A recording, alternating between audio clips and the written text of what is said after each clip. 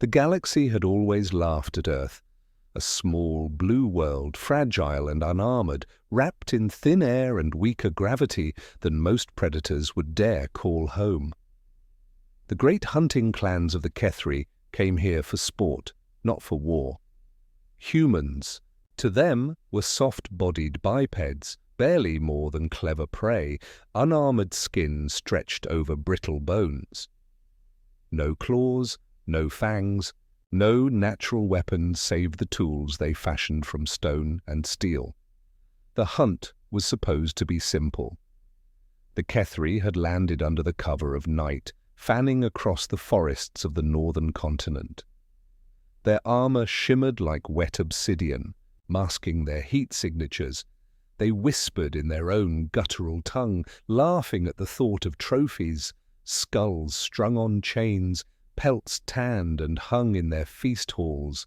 Humanity's woods were thick, yes, but not dangerous, not to them. Their leader, Varkesh, had been the first to mock. They breathe like wounded animals. You can hear their lungs breaking in their chests.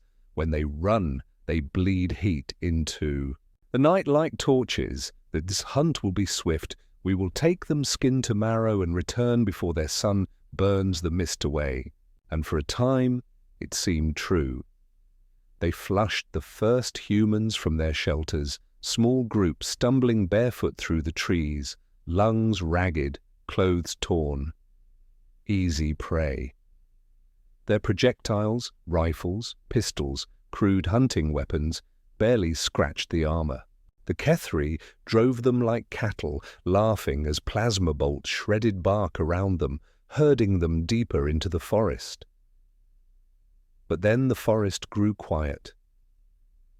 It was subtle at first. The wind no longer carried the rustle of small creatures. The night, chorus of insects fell away. The owls and wolves of the human land had gone silent.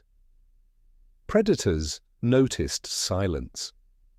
One of the hunters muttered uneasily, his mandibles twitching. "Why does the wood hush? Even the vermin hide." Varkesh dismissed it with a growl. "The forest bends before hunters.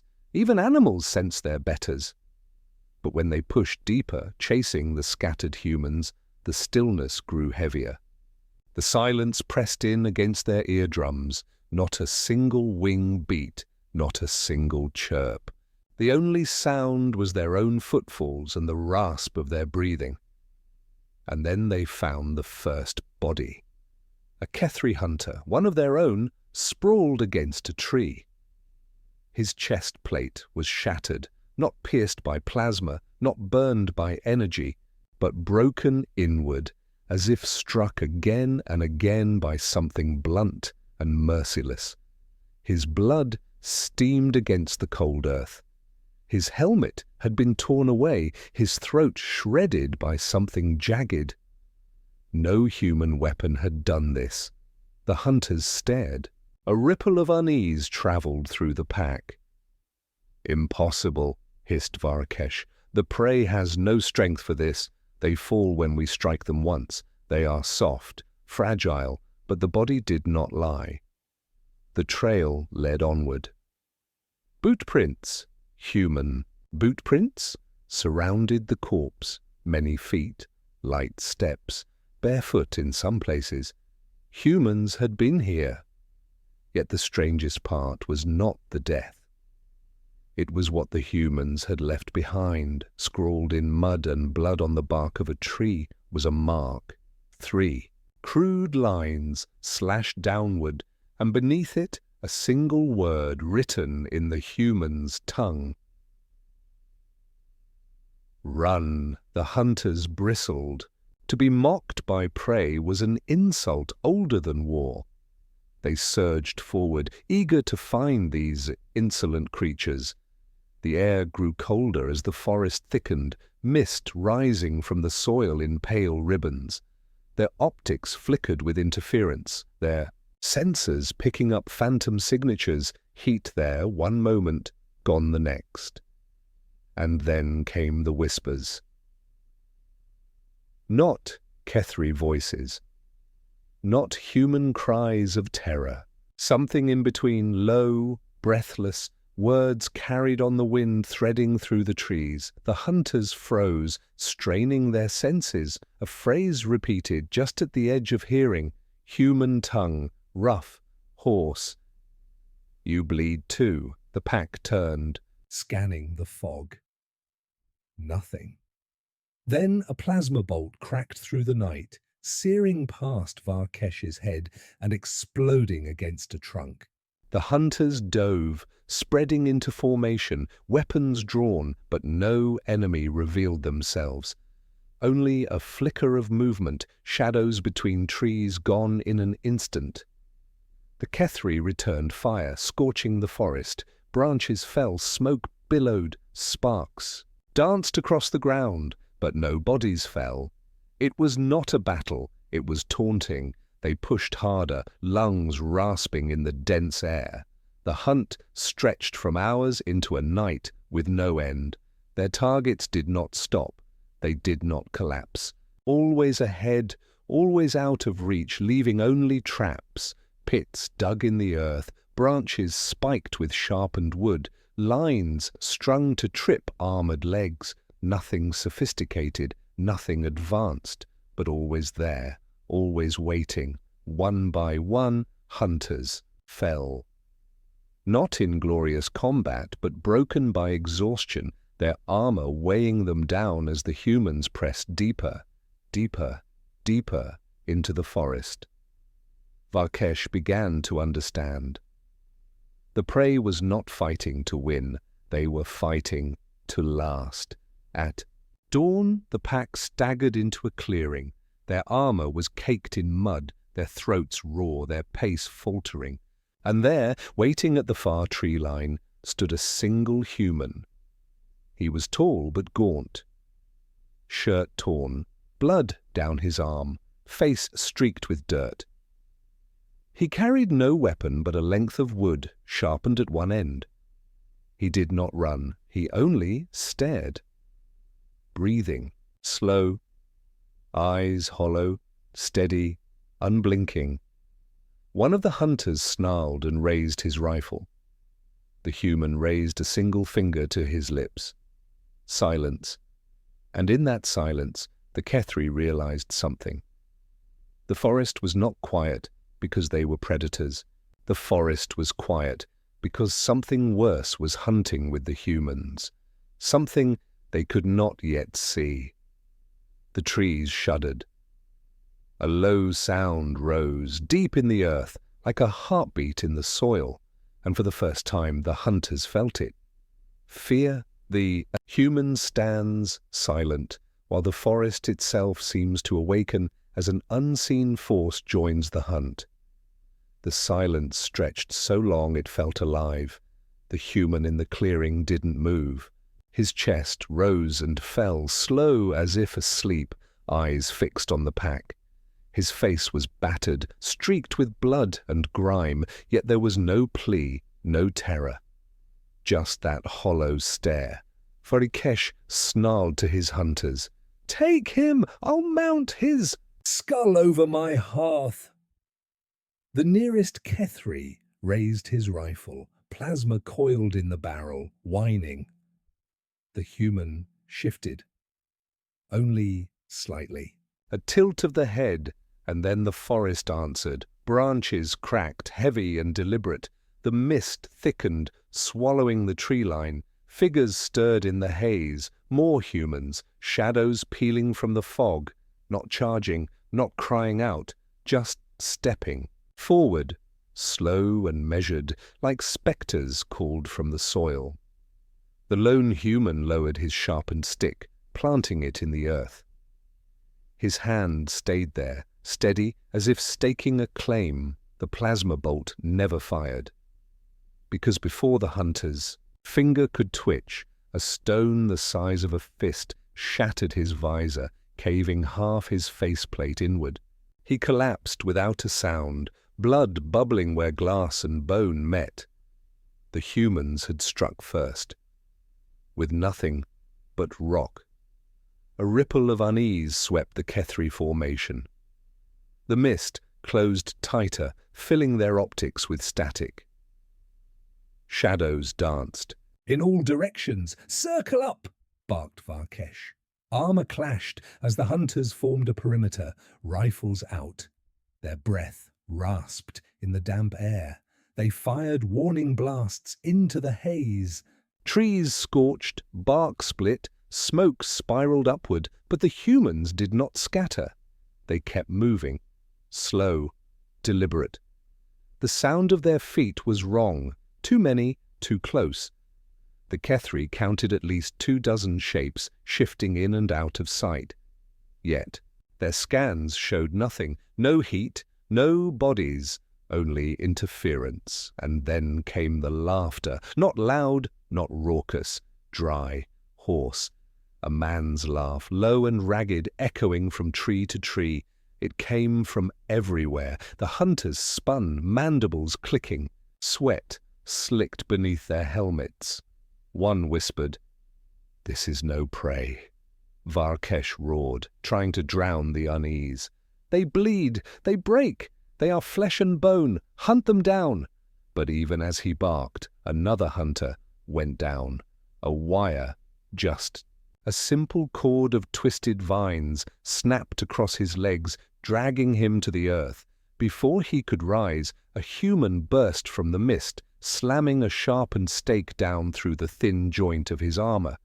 The scream was cut short as mud swallowed them both. The Kethri fired into the fog. The human was gone, and the forest fell silent again. The pack tightened, breaths quickened. Hours passed like that. Small strikes, whispers, rocks and stakes and ropes where no sophisticated weapons could be. Yet with each clash, the hunters weakened. Their armor grew heavier, their movements sluggish. Their own fear drained them more than any wound. By midday, the mist burned away. The forest lay bare beneath a grey sun, and what they saw made their blood run cold. Every tree in the clearing was marked, slashed, with those same 3 lines, dozens, hundreds, carved into bark, smeared in mud, written in blood. The same message over and over, run. The hunters staggered back, their black armor suddenly feeling too small, too tight. And then came the drum, a sound from deeper in the forest, a slow, steady rhythm, a hollow thud of wood against hide. Once, twice, again. It was not music, it was a pulse. The humans were hunting by sound. One hunter panicked. He broke formation, sprinting toward the tree line. His armor crashed through branches, leaves tearing against his plating. A scream split the air. When the others rushed after him, they found his body dangling upside down from a tree, a crude snare cinched around his ankle. His helmet was gone. His eyes were wide, mouth filled with dirt. Still alive, but choking, thrashing. And there, scratched into the earth beneath him, one word, stay. Varkesh's mandibles clicked, a sound between fury and dread. His pack was shrinking. The humans weren't just running anymore. They were dragging the hunters deeper, step by step, stripping them down, breaking their will. He realized, with cold clarity, the prey had reversed the hunt. The Kethri pulled back to regroup, retreating into a ravine where cliffs rose high on either side. Their sensors finally picked up no movement, no whispers, no interference, just still air and rushing water below. Varkesh allowed himself a rasp of relief. They are flesh, they tire, they break, they cannot hold against us forever. But, as he spoke, a new sound rose, not drums, not whispers, breathing. The hunters turned, rifles raised, and there, at the mouth of the ravine, stood a single human woman. Barefoot, hair matted, face streaked with ash. She held nothing but a jagged stone knife. Her chest heaved, yet her eyes blazed. She did not run. She stepped forward once, and with a voice hoarse but steady, she spoke. "You're not hunters anymore." The words hit like a blade. Then she cut her own palm, dragging the knife across her skin, letting the blood drip onto the ground. She raised her hand, red and shaking. The forest answered her call. Shadows filled the cliffs above, dozens of figures, humans, filthy, bloodied, silent, staring down with hollow eyes. The hunters raised their rifles, panic lacing their movements, and then the humans screamed, ragged, broken-throated, a sound not of fear, but defiance. The ravine erupted in echoes. Stones rained from above, ropes snapped tight, traps triggered all at once. The Kethri fired blindly, the gorge filling with smoke and dust. Varkesh roared, firing upward, his vision blurred by panic and grit. When the dust cleared, half his pack lay broken, crushed by rocks, dragged into pits, throats cut in the chaos. The survivors stumbled, panting, armor cracked, and then, in the silence that followed, every human vanished once more into the trees. Only the woman remained, standing at the edge of the ravine. Her bloody hand lifted again. She whispered one word, "Soon," then she was gone. The hunters stood in the ruin of their own strength, lungs ragged, eyes wide. For the first time in their history, the Kethri felt the true shape of prey that does not yield. And in the trees above, unseen, more whispers passed through the leaves. "You bleed too." The sound circled them, closing in, and the forest grew quiet again. The ambush leaves half the alien pack dead, survivors shaken, and the realization setting in that the humans are no longer prey. The forest silence returns, signaling the next phase of the hunt. The ravines stank of alien blood. The survivors huddled among the broken bodies of their kin, armor smeared in mud, mandibles twitching with ragged breath. They had never known being hunt like this, not once in the long history of their clans. Prey did not fight this way. Prey ran, screamed, died. But humans did not run anymore. They lingered in the mist, haunting the edges of vision. They left messages carved in bark, smeared in blood whispered from the shadows. They attacked not for trophies, but to weaken, to exhaust, to break will itself. And worse than the strikes was the silence between them. Every time the forest fell still, the Kethri knew something waited. Not if, not maybe, always. Varkesh stood at the center of his dwindling pack, glaring into the trees. His armor was dented, his weapons caked in ash. He had hunted on volcanic worlds where the air could flay skin in a breath. He had stalked beasts the size of fortress walls. He had never felt his heart claw against his ribs like this. He wanted to roar, to shake the silence, to remind his pack of who they were, but his throat was dry. His voice would have cracked. One of the younger hunters muttered, "The prey. They do not stop." Another hissed back, "They are not prey. They are something else." The words were poison. Varkesh slammed a clawed fist against his chestplate. "They bleed. They fall. They are flesh. Remember this." But even as he spoke, a sound rose in the distance. Not drums this time, not whispers. Footsteps. Dozens of them. The Kethri spun toward the noise, rifles raised. The sound came steady, measured, deliberate, approaching from every direction. Figures appeared in the trees. Humans. Too many to count. Filthy, blood-streaked, moving with the same slow precision, each step in rhythm with the next. They carried sticks, stones, jagged spears. Some had nothing but their bare hands. They did not charge, they only circled. The Kethri aimed, mandibles clacking in fear. Their fingers tightened on the triggers. The humans stopped as one, and then, in eerie unison, they sat. Cross-legged in the dirt, eyes hollow, breathing slow. Watching, not attacking. Not running, just waiting.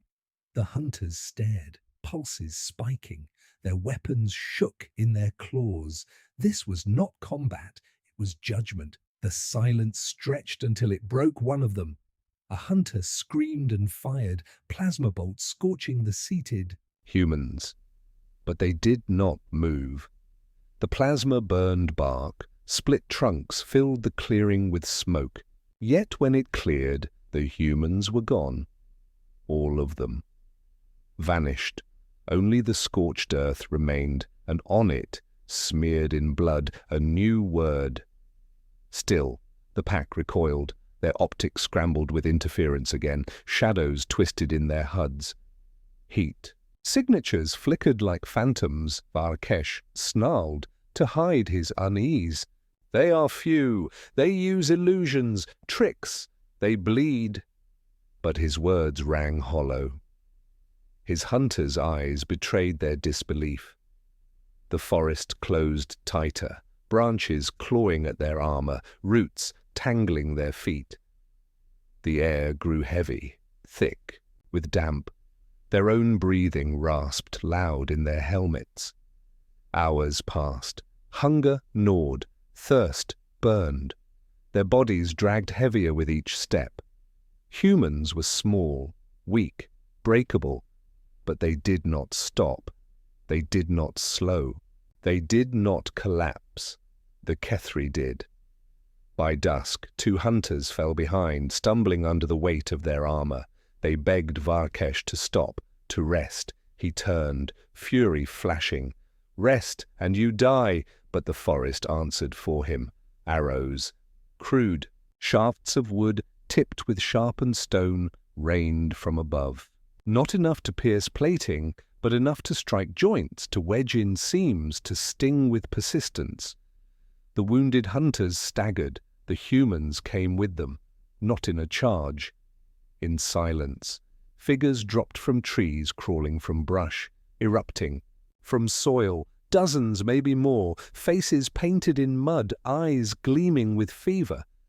The lagging hunters were dragged down, screaming, blades scraping against armor as crude hands found gaps and weaknesses. The screams gurgled into silence. The rest of the pack fired, burning trees, splitting earth. But the humans vanished again, leaving only the broken armor of their victims and the word carved deep into a fallen trunk. Enough, the survivors stumbled on, fewer with every hour. Fear clawed at them worse than hunger. They could not rest. They could not stop. Every pause brought whispers, rocks, ropes, blood.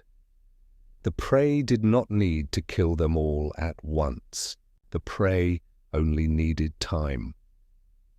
By nightfall, Varkesh counted fewer than half his hunters still standing. Their faces twitched with exhaustion, mandibles clicking uncontrollably. Their pride, the armor, the weapons, the centuries of dominance felt like chains dragging them down. He could not admit it aloud, but he knew it. The hunt was lost.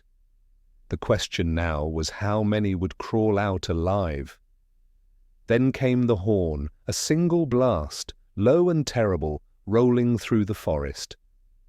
Not human-made, not any sound they had ever catalogued. It shook the earth beneath their feet.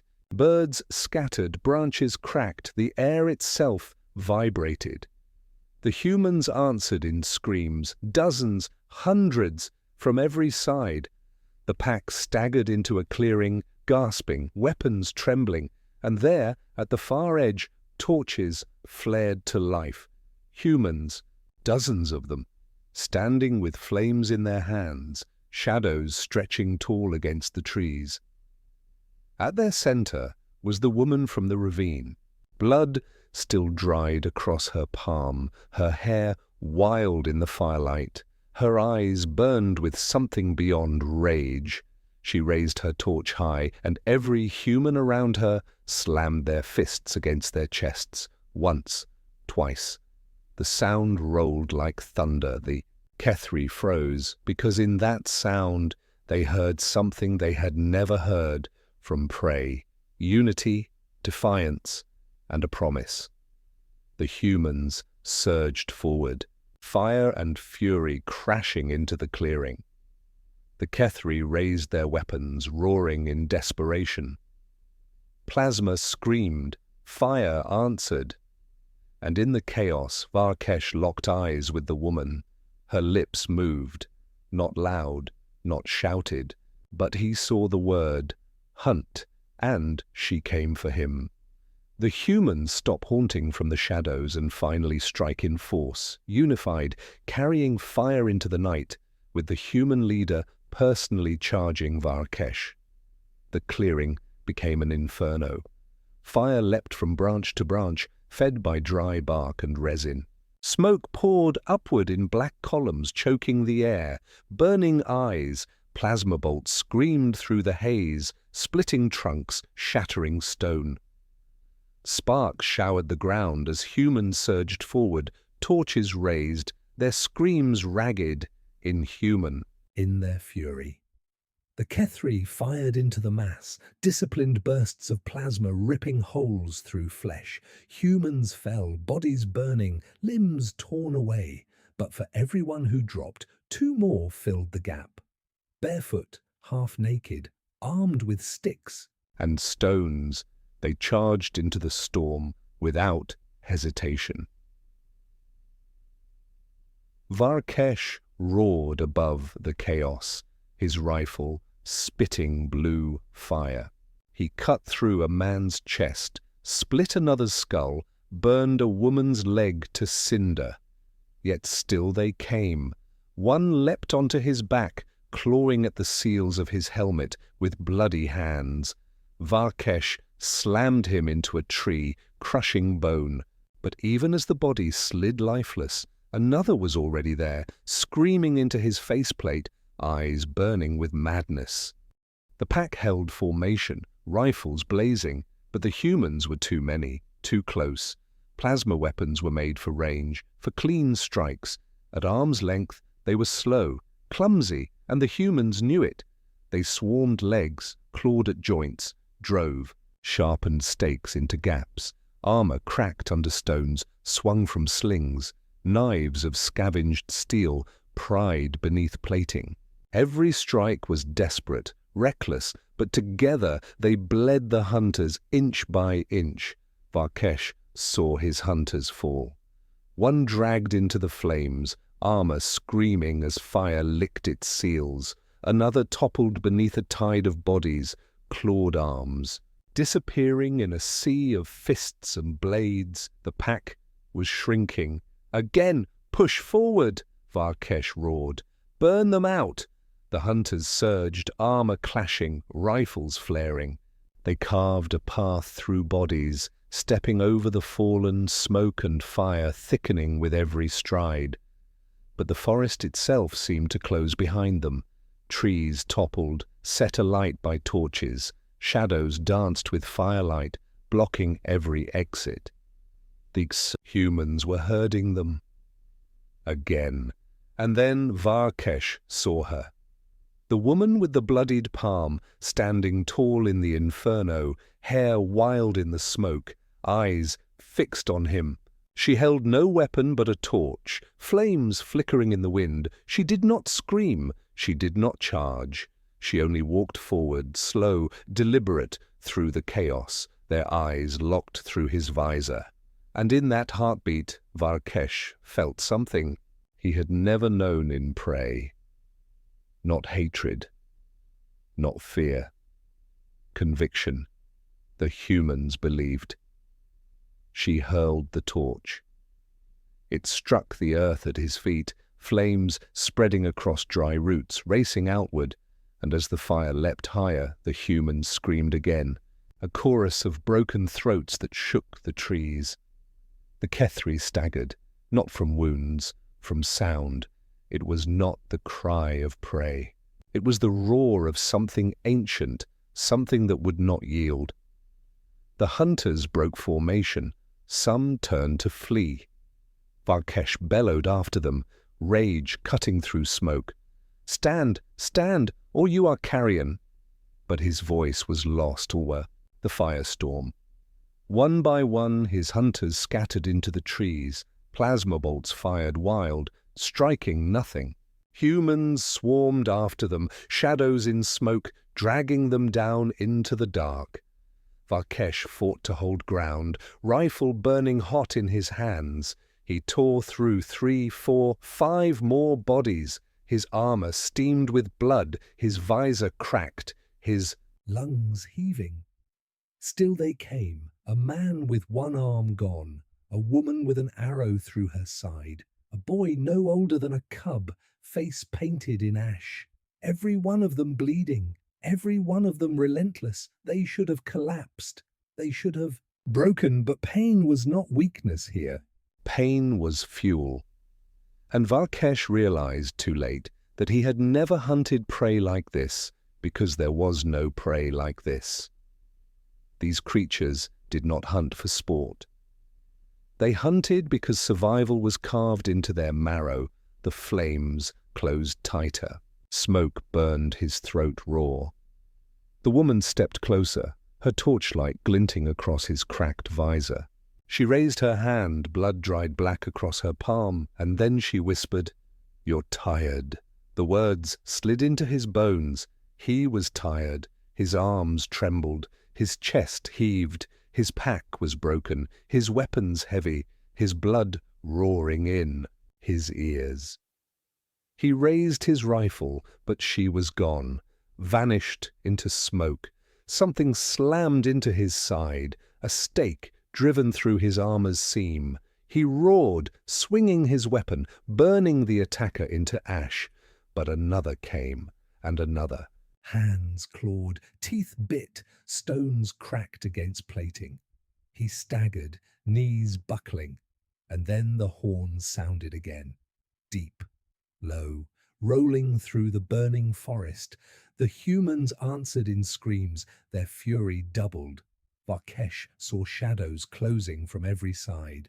He turned in circles, plasma bolts firing wild. The smoke suffocated, the fire blinded, the screams pierced.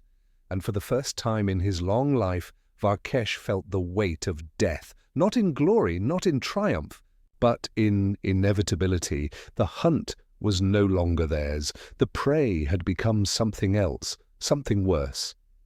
And in the heart of the firestorm, as the screams closed in, he knew the Kethri were not the hunters anymore. The Kethri pack is broken in fire and chaos. Varkesh is left staggering in the flames, surrounded, realizing the hunt has completely turned.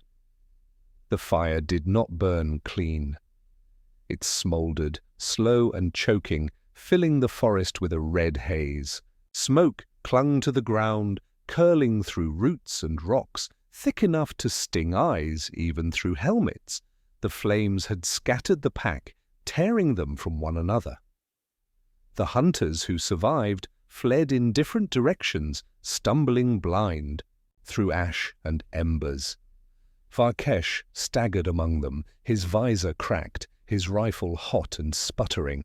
Every breath was fire in his throat. His armor was dented, smeared with blood, alien and human alike. The screams of battle had faded, replaced by the groan of collapsing trees and the crackle of burning undergrowth. And in that silence, the truth settled over him. The pack was gone. Of the 20 hunters who had landed with him, he had seen fewer than 7 escape the flames. The rest were ash, broken bodies, or dragged screaming into the mist. They had come for trophies. They had come to mount skulls and skins in their feast halls. Instead, they had been butchered like cattle, scattered like frightened animals. And still the humans had not stopped. Through the smoke, Varkesh saw movement. A shadow darting between trees. He raised his rifle, fired a burst. The bolt cut nothing but ash. Another shadow behind him, another to his left. Every time he turned, they were gone. Not attacking, watching, his mandibles clicked tight. Prey did not watch. Prey did not wait. He stumbled onward, following the faint trail of plasma burns scorched into trunks, a path left by another survivor. His lungs rasped, his muscles trembled. For the first time in his life, he felt the weight of his own armor like a chain. The trail ended in a clearing, and in the clearing, a body. One of his hunters lay face up, helmet torn away. His eyes were open, mouth filled with dirt. His chest, plate, was pried apart at the seams, ribs shattered, organs exposed. Around him, the ground was smeared with blood in wide arcs, as if many hands had dragged him here. Beside the body was a word, written in blood across the earth. Wait, Varkesh's. Mandibles twitched. His claws flexed on the rifle grip. He turned, scanning the tree line. Whispers low, hoarse, carried by the smoke. You bleed too. He fired into the haze, bolts, splitting trunks, lighting branches aflame. The echoes rolled, but no bodies fell. The high whisper came again, louder, from behind him this time. You bleed too. He spun, heart clawing in his chest, and then a stone struck his visor. Not enough to break it further, but enough to mock. He roared, firing blind into the trees. When the echoes died, the forest answered with silence, and then laughter, not human. Laughter, not alien, something twisted between. Varkesh backed into the clearing, rifle raised, eyes darting. His pulse thundered in his ears. He wanted to run, but running would only feed the shadows. He wanted to fight, but the enemy would not show themselves. The prey was everywhere. The prey was nowhere, and his pack was gone. Elsewhere, two survivors stumbled together through the haze. Their names were lost in the static of Varkesh's comms, but he could see their shapes moving through smoke, figures in black armor. Staggering, clutching rifles, they whispered to each other, low and frantic. Where is Varkesh? Where is the pack? Dead. All dead. We must reach the ship, call the vessel, end this cursed world. The other shook his head, mandibles clicking. No signal. The forest kills our voice. They moved on, slower and slower, until the whispers returned. You bleed too, both. Froze, rifles snapping toward the sound. The whisper came again, closer. You bleed too. Their nerves broke. One fired into the smoke, bolts screaming. The other screamed in fury, joining him, cutting the forest into ash. When the firing ended, silence fell again. Then came a hail of stones, crude, jagged, dozens of them, raining from above. They clanged against armor, cracked visors, dented plating. Harmless in isolation, devastating together, one hunter fell, disoriented, stumbling to his knees, and then they came. Humans, dozens, bursting from the smoke, mud-streaked, eyes burning.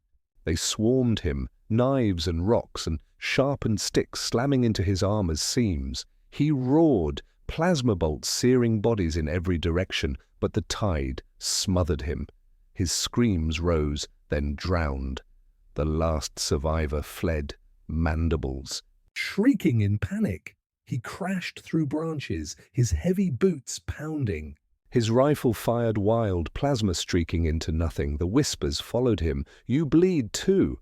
He stumbled, fell, scrambled to his feet. His armor cracked, his breathing ragged. He could not see them. He could not hear his kin, only the whispers.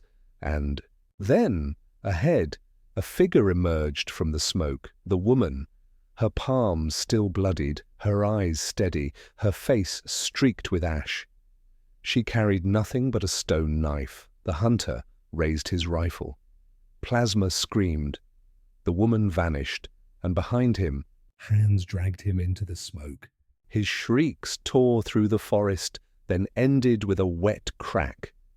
Varkesh heard it all, the gunfire, the screams, the silence. He was alone, and in that silence he realized something else. The humans were not killing for numbers, not for survival. Anymore. They were killing for him. Every strike, every whisper, every body left in the dirt with a word scrawled beside it. They were drawing him deeper.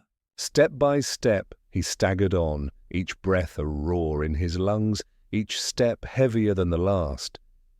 His visor flickered with static, his comms dead. His armor felt like a coffin, and then he saw it, a shape in the smoke, tall, thin, standing still, a human. Not the woman, not the boy. Someone else. Barefoot, shirtless, body covered in mud and blood. His chest rose and fell in slow rhythm.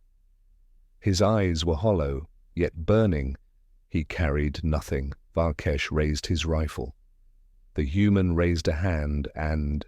From every side the whispers came at once. You bleed too. The forest erupted in sound. Screams, drums, stones slamming against trunks, fire crackling, every noise at once. Varkesh dropped to one knee, claws clutching his head. His visor scrambled, optics failing. His rifle sputtered, overheated. The human stepped closer, slow, deliberate, unblinking, and Varkesh realized with cold certainty he was not the hunter anymore. He was the prey. The aliens are reduced to scattered survivors, picked apart by whispers and crude weapons. Varkesh is left alone, cornered by a silent human who advances as the forest itself roars. The smoke did not lift. It thickened, turned the forest into a coffin where every step echoed too loud. Varkesh moved through it, hunched, claws dragging, rifle clutched like a child holds a toy. His optics flickered, heat warnings pulsed in his visor, his lungs scraped the inside of his chest, and the whispers never stopped. You bleed too, sometimes near, sometimes far. Sometimes whispered from the trees above, sometimes from the ground at his feet. Always the same words. Always the same voice. At first, he thought it was many humans. But the longer it went on, the more he realized, no. It was one voice, repeated, carried, passed from throat to throat like a signal fire burning through flesh. The forest itself was teaching them to speak as one. He tripped over a root, fell to his knees, his claws dug into the dirt, blackened from ash and blood. A hiss tore from his mandibles, part raw, part sob. He was Varkesh of the blooded fang, victor of 7 hunts across 3 systems. He had torn titans down with his bare claws. He had slaughtered armies, mounted their skulls as proof of his strength, and here he crawled. A stone rolled into the dirt before him. Small, harmless. He picked it up without thinking, claws trembling. The humans had killed 3 of his kin, with stones, not guns, not fire. Stones. How he turned it in his hand. It was jagged, rough, the edges sharp enough to cut his finger. A child's toy, a nothing. He squeezed it until his palm bled. Behind him, footsteps. He turned. Rifle snapping up. A figure stepped from the smoke, human, thin, barefoot, shirtless, body painted with mud and streaked with blood, the same one from before, his eyes burned without blinking. He did not flinch at the rifle pointed at his chest. Stop! Varkesh barked, his mandibles clicking, voice cracking through the translator. Stop! The human did not stop. Back, or die. The human did not back. Varkesh's claws shook. He pulled the trigger. Plasma screamed through the haze. Yet the human was gone. Behind him, another footstep. He whirled. Nothing. Then to his right, a whisper. Not the voice from before. This was a different throat, raw and torn, but the same words. You bleed too. Another behind him from a different mouth. You bleed too. Another and another. A chorus. He fired until his rifle hissed dry. Bolts split trees, set branches alight, burned holes into nothing. Then silence until a rock hit his back. Small, harmless. Then another and another. The chorus of whispers rose into chants, low, rhythm, in unison. You bleed too. You bleed. Too. You bleed too. His knees buckled. His claws pressed against his ears, but the chant crawled under his armor, wormed into his blood. It was not sound anymore. It was rhythm, a heartbeat. He stumbled forward, broke through the haze into another clearing. Bodies, his kin, all of them dragged here, arranged in a circle, some stripped of armor, some torn apart, all marked. Across their chests carved with knives, the same word again and again. Wait! At the center of the circle the woman stood, her palms still raw, her eyes unblinking. Beside her was the boy, alive, face smeared in soot, blood on his chin, standing tall beside her, as if he were carved from stone. Varkesh raised his rifle, empty though it was. His mandibles quivered. His legs shook. The woman did not move. The boy did not move. Behind them in the smoke, shapes gathered. Dozens, maybe hundreds, silent, watching. For the first time in his life, Varkesh felt the cold press of a truth. He could not claw away. He had not been hunting prey. He had been feeding something else. The woman raised her hand. Her voice was a rasp, broken but strong enough to split the silence. Run! Varkesh did not move. Her eyes narrowed. Run! The boy spoke then. His voice cracked, but it carried. Run! The chant rose again, hundreds of throats beating. The same word against the night. Run! Run! Run! Varkesh staggered back. His claws slipped on blood. He turned, stumbled into the smoke, running though every muscle screamed. His armor weighed him down like stone. His lungs tore with fire. His mind shattered with every step, and behind him the forest chanted, Run!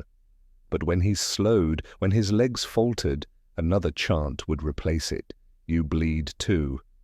He fell once, dragged himself up, fell again.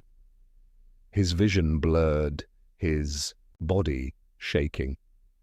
The forest stretched into madness, every tree a figure, every shadow an enemy. Somewhere behind he heard his kin screaming again. Voices pulled from their dead throats, mocked, repeated, and beneath it all, his own mind whispered back at him, You bleed too. He broke into a ravine, tumbling down rocks, landing hard enough to crack armor. He lay there gasping, claws clutching his chest. Blood leaked from his mouth, and across from him on the opposite side of the ravine stood the human again, the shirtless one, mud, blood, eyes burning. He did not move, he did not speak. He only raised his hand, and the chant roared back. To life you bleed too. Varkesh's screams split the forest, half fury, half terror. He raised his rifle, but it only clicked, dry and dead. The human smiled. Varkesh finally breaks. The humans are no longer individuals. They are one voice, one will. He realizes the hunt has become a ritual, and he is the sacrifice. The ravine echoed with his scream. Varkesh scrambled backward, claws gouging rock, his rifle clattering useless against stone. Across the gap, the human did not move. He stood still as if carved into the earth, eyes reflecting firelight, hand raised in a gesture that felt more like judgment than threat. The chant rolled through the forest, not from throats alone, but from the ground itself, from the burning canopy above, from the air pressed into his lungs. You bleed too. You bleed too. You bleed too. Varkesh clutched his head, but the words burrowed through armor, into marrow. His heart thundered in the same rhythm, every beat repeating their chant until his own blood sang the words against his will. He staggered to his feet, tore himself up the ravine wall, claws slipping, boots scraping, armor dragging like chains. When he pulled himself over the edge, he collapsed, body shaking, gasping like a wounded animal. Silence. He looked back down into the ravine. Empty. The human was gone. Varkesh lurched forward, stumbling through trees. His visor showed nothing, but static, his comms drowned in whispers. He tore the helmet off, flinging it aside. It clattered against roots, cracked open like a skull. The air hit him raw. Smoke, ash, the stench of rot. His mandibles clicked open, drawing breath in ragged gulps. And then he heard it. Not the chant, not the whispers. Something worse. Footsteps, slow, steady, heavy with intent. Behind him, he spun. Nothing. Ahead of him, he froze. His claws tightened. On the useless rifle, the footsteps circled. They didn't hurry, they didn't chase. They herded. Every turn he made, the steps moved with him, always close enough to feel, but never close enough to see. He stumbled into another clearing, his breath Caught. There were no bodies this time, no words carved in dirt. Only silence. At the center of the clearing was a tree, massive and old, its trunk wide enough to swallow him whole. Its bark was carved, scarred with hundreds of cuts, overlapping, layered. He stepped closer. His claws brushed the grooves. Faces, human. Faces gouged into the bark with knives and stones, crude, jagged, dozens of them, maybe hundreds. Some screaming, some grinning, some hollow-eyed. And in the center, larger than the rest, his own. Varkesh staggered back, mandibles clicking in shock. The carving was unmistakable, the ridges of his crown, the shape of his mandibles, the jagged scar across his cheek. His face, staring back at him from wood. Fresh, still wet with sap that dripped like blood. The footsteps stopped. Behind the tree, a voice spoke. Not whispering now, not chanting. Do you feel it? The woman stepped into view. Her palm was still raw. Her eyes burned steady as before. Varkesh roared, raising his rifle, though he knew it was dead. "What are you?" Her gaze did not waver. "You bleed too." The chant surged through the forest again, but now it carried weight, not a taunt, a truth. She stepped closer, every step precise, unhurried, as if she had always been walking toward this moment. Varkesh stumbled back. His claws shook. "You cannot win. You are weak. You are prey." Her voice cut through his fury like a blade. And still, "We're here." The shapes emerged from the smoke. Not shadows now. Humans. Dozens of them. Bloodied, burned, limping, but upright. Their eyes hollow, their bodies broken in 100 places, yet they stood. Some carried knives, some carried rocks, most carried nothing. They did not rush him, they only closed the circle. Varkesh spun, his mandibles spread wide, his chest heaving. He was surrounded. Alone. The woman stopped a few paces away, her gaze locked on him. You thought pain makes us weak, she said. But pain is where we live. The boy stepped forward, his voice cracking but clear. You bleed too, the circle answered in one voice, not whispering now but roaring. You bleed too! You bleed too! You bleed too! Varkesh raised his claws, bellowing, defiant. If they wanted his blood, he would drown them in it. He lunged at the woman. She did not move. Hands dragged him down from all sides. Human. Bodies weak and broken, but unrelenting. Rocks slammed into joints, knives dug into seams, teeth sank into flesh. He roared, tearing free, flinging bodies aside. He slashed with claws, kicked, crushed skulls underfoot. Plasma grenades hissed on his belt. He ripped one free, triggered it, hurled it into the mob. The blast tore the clearing. Open fire roaring, bodies flying. When the smoke cleared, the circle still stood, burned, broken, missing limbs, eyes hollow. Still standing, Varkesh fell to one knee. His breath rattled, his blood spilled hot through cracks in his armor, his vision blurred. The woman stepped closer, standing over him now. "Hunter," she said, her voice quiet, almost pitying.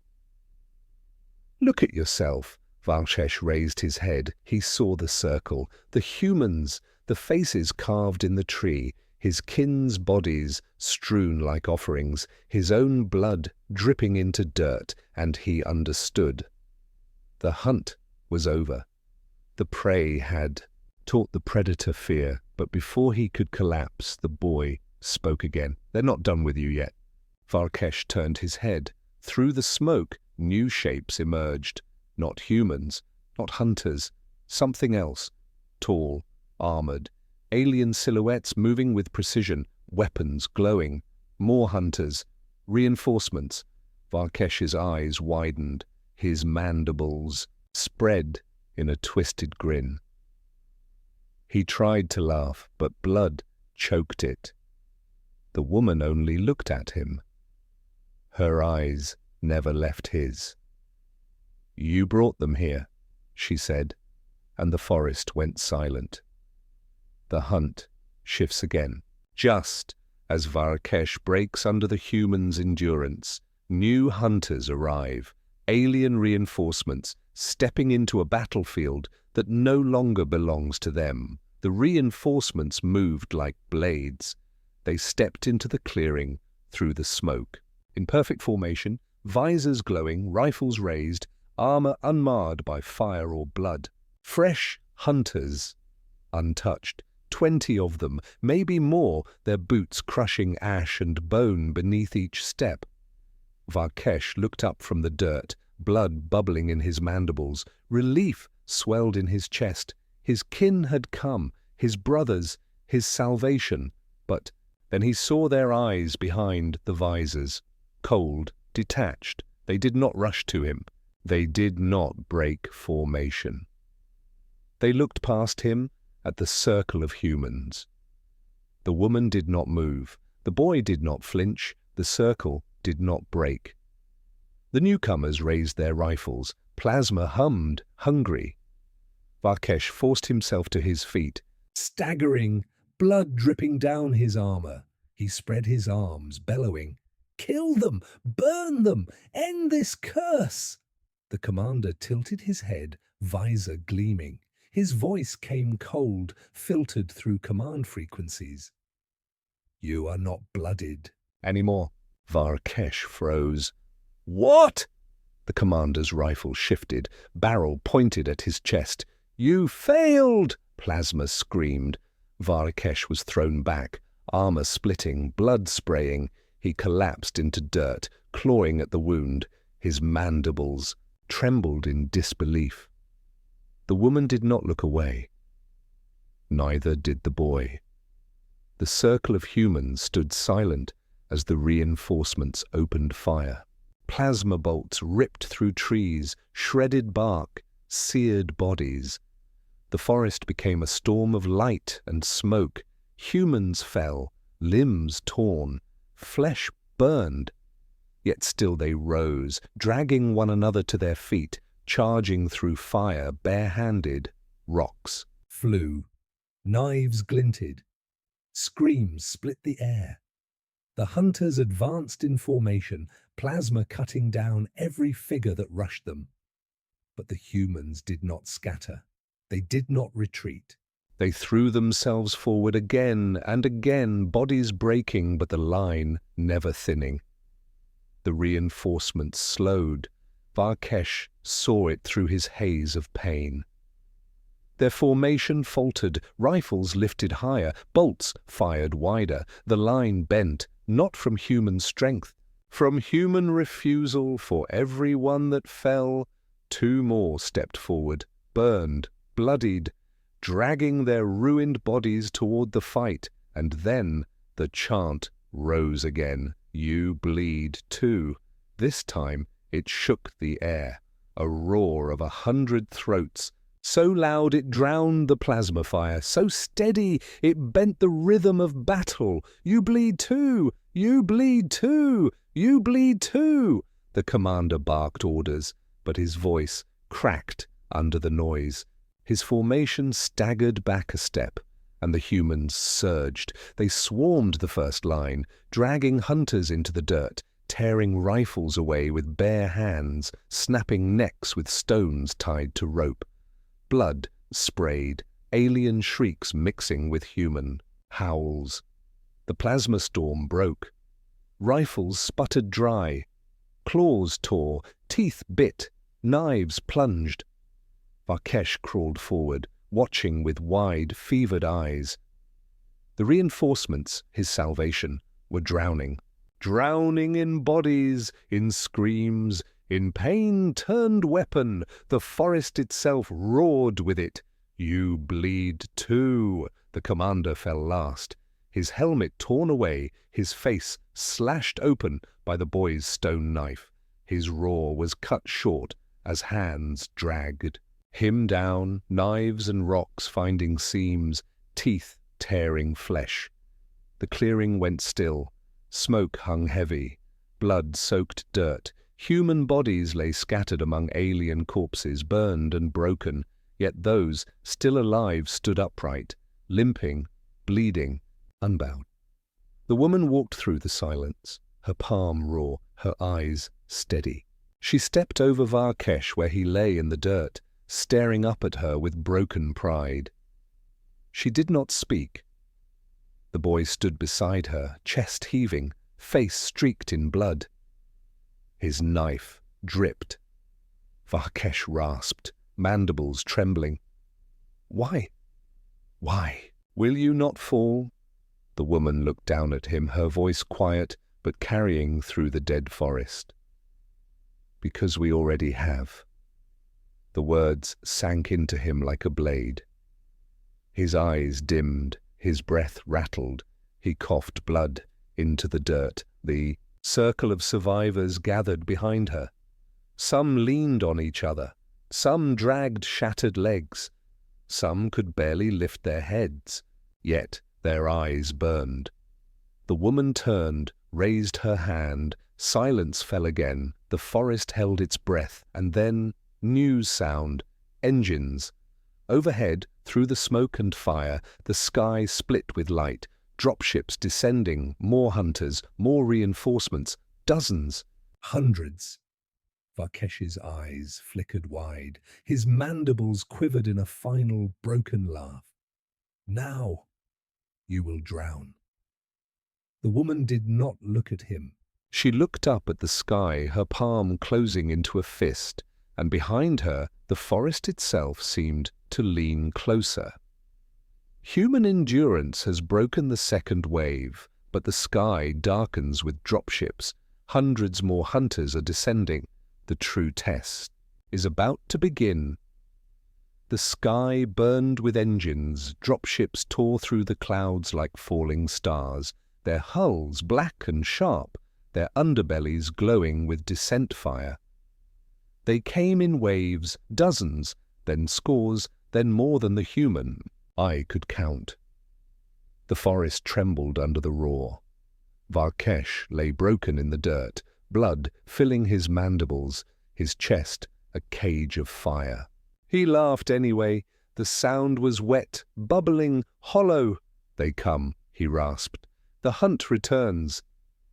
The woman did not answer. She stood with her palm raised, eyes locked on the sky. The boy clutched her side, his knife slick with blood, his face ghost-pale but unflinching. The circle of humans remained.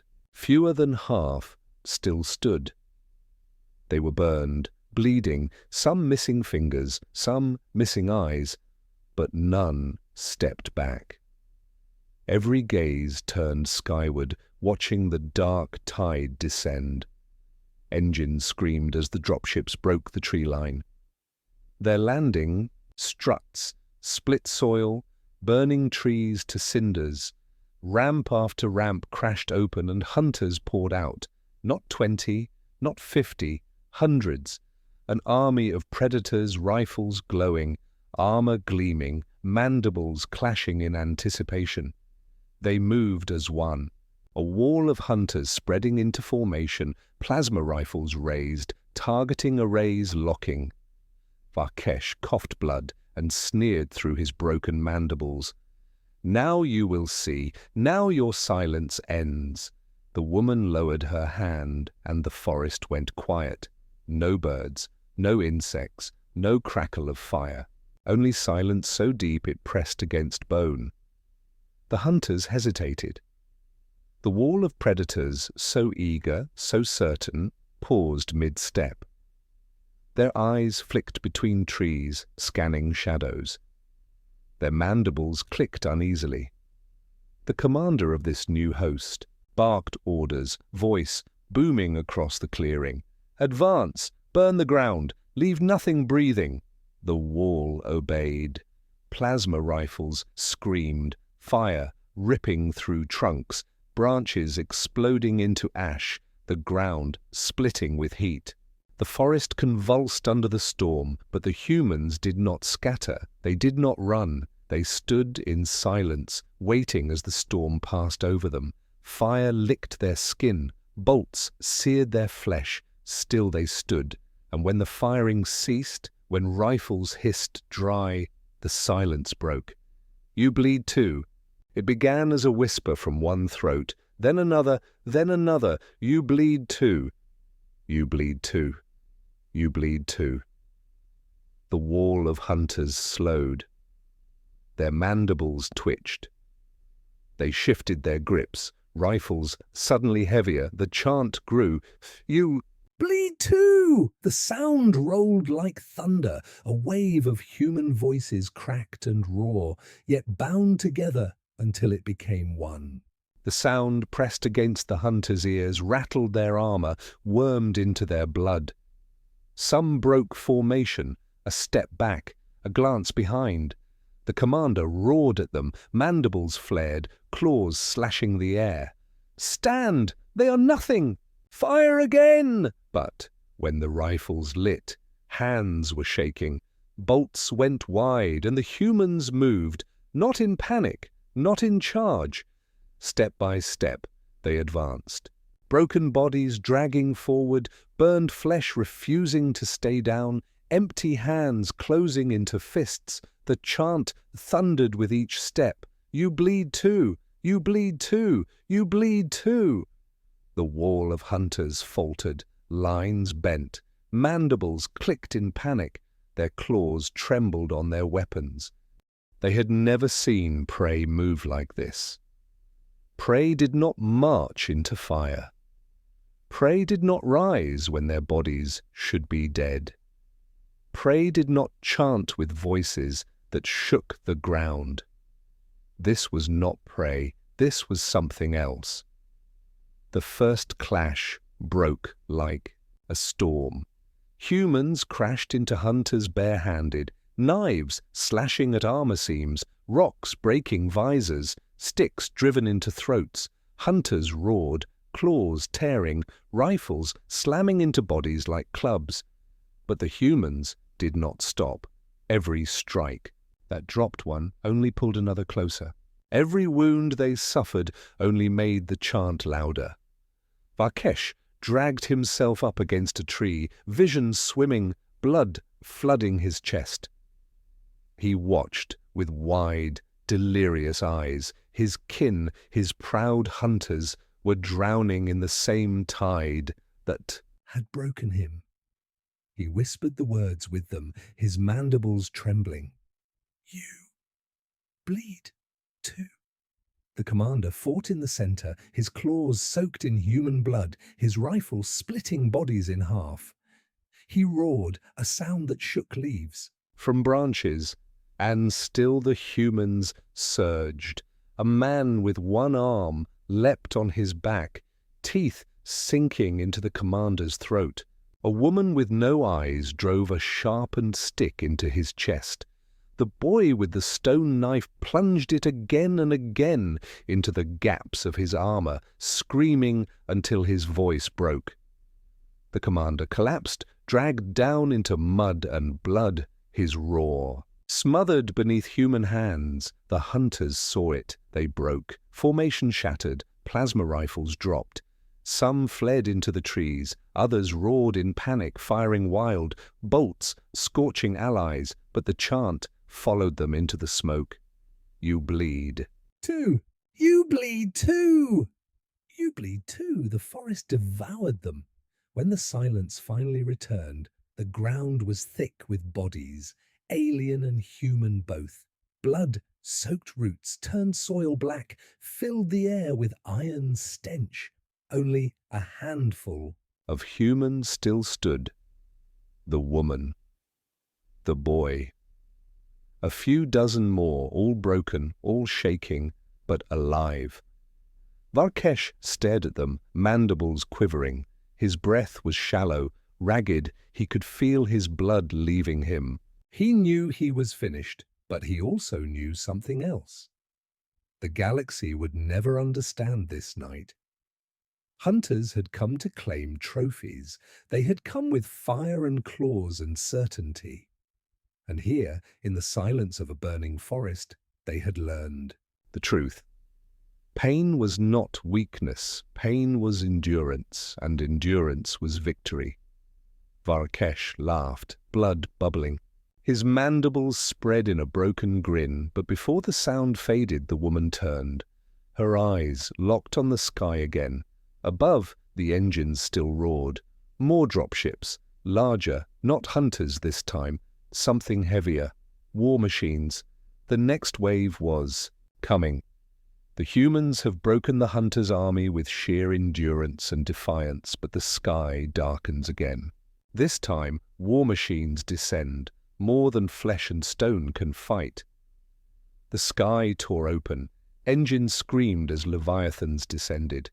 These were not the nimble dropships of hunters. These were war carriers, hulking armored beasts with plating thicker than mountain stone, weapons arrays glowing like newborn suns. The air itself trembled beneath them. The humans stood in the clearing, broken, bloodied, half dead. Their chant had ended. Their bodies shook from exhaustion, wounds leaking freely, skin blistered from fire. Yet none moved to flee. None hid. They simply watched the sky darken under the weight of war. The boy's knife was gone, lost in the mud. He held nothing now but his own breath, sharp and ragged. The woman placed her hand on his shoulder, steadying him. Her eyes never left the sky. The forest groaned as the carriers landed. Soil buckled, roots split, trees collapsed under the weight of steel. From their bellies, machines marched, not hunters of flesh and claw, but cold giants of alloy. Exosuits taller than 10 men, walking tanks with blades for arms and plasma cannons in their chests. Their eyes glowed with the color of death. The surviving hunters rallied around them, mandibles clicking in relief. Here was salvation, steel reinforcement, the certainty of overwhelming force. The prey would be crushed at last. buried under the tread of machines. One exosuit stepped forward, its chest cannon whining as it powered. It aimed directly at the woman, and then the forest screamed. Not birds, not insects, not humans, the forest itself.